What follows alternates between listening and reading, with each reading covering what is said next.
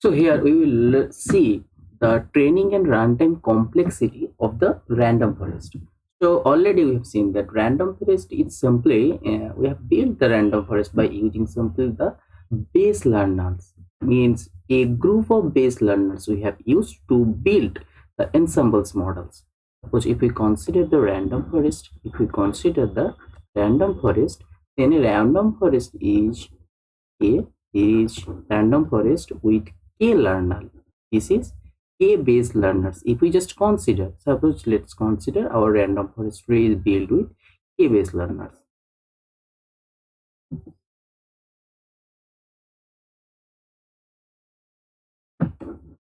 And base learners means what? Actually, in random forest, base learners is nothing, just a decision tree.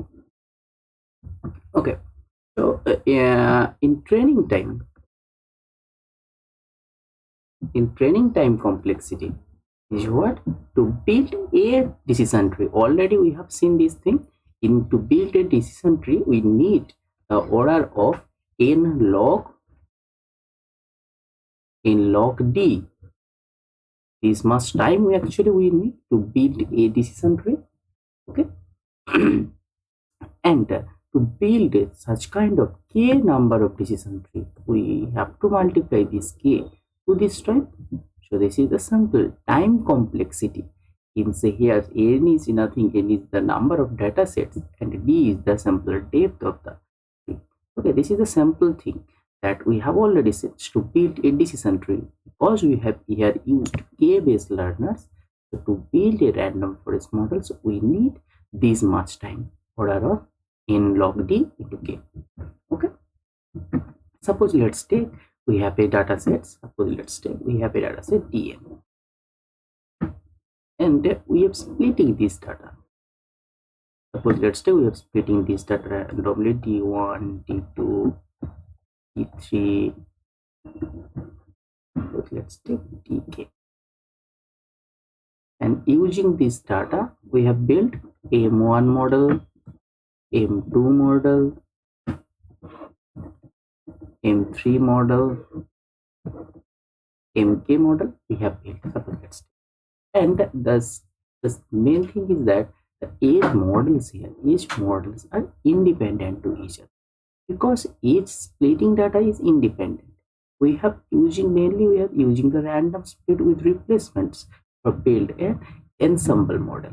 So these age models are independent each other.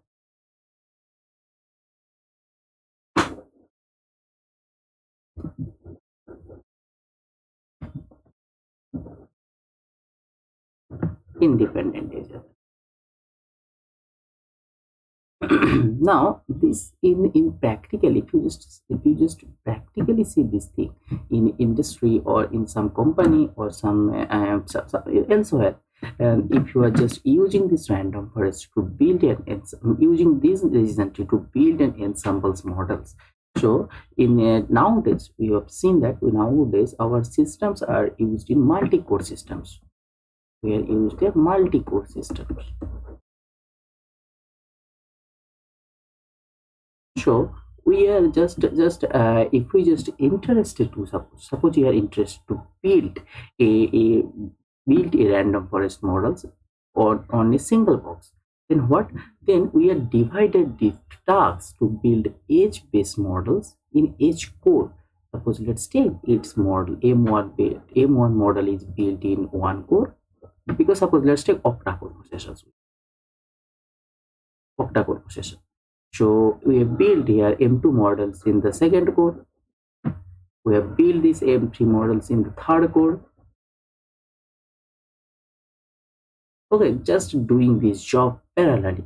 Okay. After doing the octa-core, after using these octa-core models, then again we have start the next. Just these things are parallelly doing these jobs in a single boxes. Suppose we have a huge large amount of, then instead of using H core for a single machines, so in industry they are having general naturally in industry they are having many machines works parallelly. Suppose let's take in a company we have a thousands machine that's have work parallelly. That's work parallelly. So in such what we are doing in such scenario, we have divided to build a random forest models. We have divided this splitting data in edge boxes. So instead of using over here, we are using here boxes, single boxes to build a M1 models. Similarly here, for using the second core here, we are using another boxes. Similarly here also. So suppose let's take we have interest to build the base learner. Suppose let's take our base learner scale is 1500. We have decided by using simple. We have just taken this k is equals to 1500, but we have a 1500, but we have a 1000 box. So first we have training. Using single boxes, we are training the 1000 models. Then again rest of the models are divided in next five. After building this m first using this 1000 boxes, we have built m1, m2 up to m thousands. After doing this shows what we do again, we have processing from m 1001, m 1002 to m, just doing this job parallel. Okay, first we have building the thousands number of model train the first we have built the 1000 numbers of base models, and after this training 1000 number of base models, we are training the next 500 to 500 base models by sample using these boxes. These things are repeatedly doing this job. So we have seen this, we are using these 1000 boxes instead of using core in a large amount of data. In a large amount of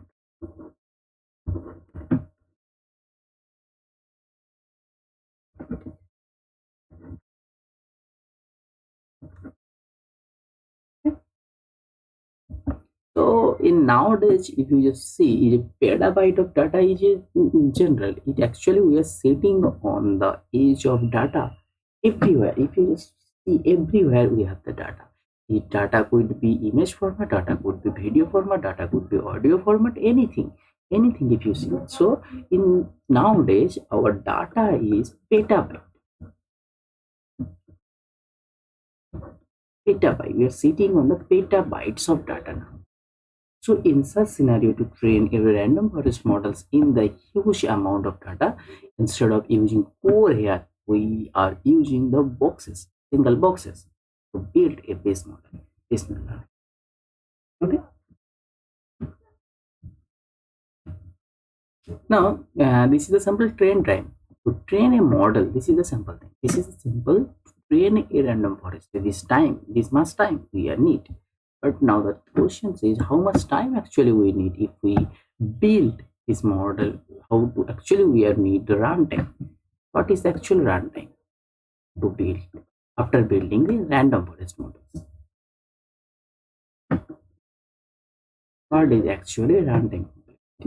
So runtime, if you just remember random forest, if you just remember the decision trees look like that, and a edge node is simply checking conditions like that. Okay, and edge node, we have seen that edge node is simply if else conditions in edge node is checking something. So this is the simple thing of that. And the thing is that to find our query point, we maximum number of time, that is the number of depth of a decision tree that we have to traverse. This is the simple depth we need. If we just find a query point anywhere, maximum the comparisons we have to make. This is the number of depth. So in runtime complexity, our runtime complexity for a single base model is order of depth of decision tree sample here a base learner, and here we are using the k base learner. So this much time we are actually needed to build a to build a random forest. To build means to build a random forest, actually this time is needed, and after building this, to find the output of a query point, this time means this runtime we are needed for our depth into k. So in generally we have seen that this depth is not typically, not always, typically this is for a large data set. This depth for a single base model is 10 to 20. Okay, 10 to 20, this way. Typical scenario.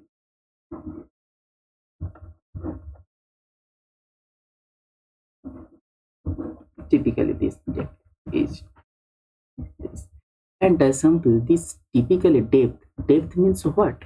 This depth means what? If you just remember the decision tree, this depth means what? This depth means simple the checking conditions, if else conditions. The depth means we are checking something, means we have using nested loop. If else conditions we have, means h not we have checking something. If you just programmatically visualize this thing, actually we are in depth means in h node we are checking something, some decision. Okay?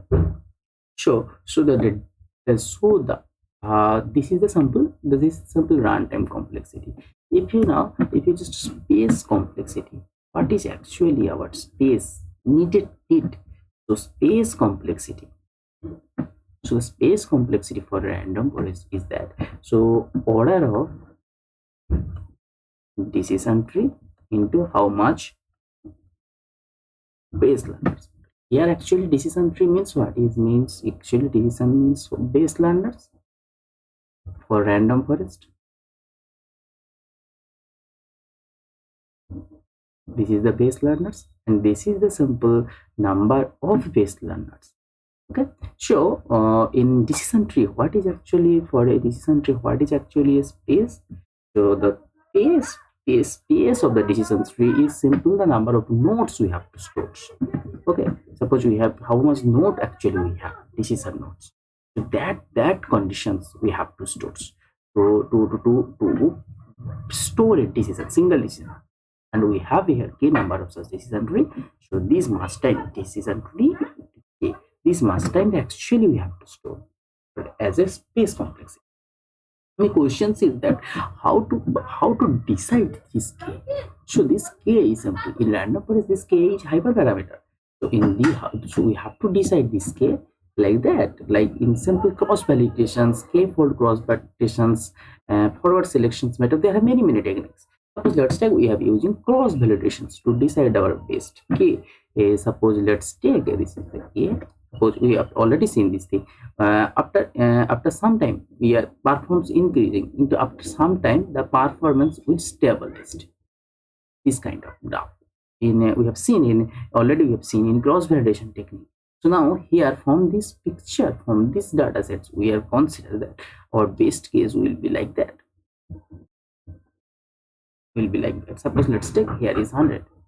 So after 100 iterations, our k is not in performance. The performance of our model is not increased so much. So we have decided our best case is, suppose let's take 100. This is our best k. Okay. So such kind of things, cross validations, we have decided to the best hyperparameter. Okay. So in the main advantage, the main priority the scientists, mathematicians are given for a random forest because of its runtime complexity. Because simply its runtime complexity. Suppose we are interested. Suppose for a let's take for an internet company, they have petabytes of data, and they are interesting by using this petabyte of data by using a low latency model. How these things can be done? So these things simply can be done by using the random forest, because random forest. So suppose let's take a random forest. We have 200 decision trees. Suppose let's take, means here k is equals to 200. And let's take depth, and depth for the, and depth is equals to, let's take 6. So if our 200 decisions tree and depth is equals to C, and in nature, in generally, this, and we have also we have a petabyte of data, petabyte of data. So this petabyte of data to build this random forest, the runtime, the mean runtime, suppose renting 3 milliseconds. We have required our runtime to get an output is 3 milliseconds. Then easily this can be done by random forest because of its runtime. Simple. It just, if you see, we have 200, only 200 decision tree based learners models here, and also you are typically seen that our depth of the, or typically our depth of the decision tree is 10 to 20. So how much time is actually its time taking is 200 into, suppose let's take 15, 20 means what, 4000, 4000, 400, I think, 4000, 4000. Okay, 4000, sorry, 4000. So if you just convert these things then easily, this is not a huge master, this is not a huge master, it's like that, this kind of. So this is the main advantage. I think from this lecture you will get the concept why actually this random forest give the priority for an ensemble.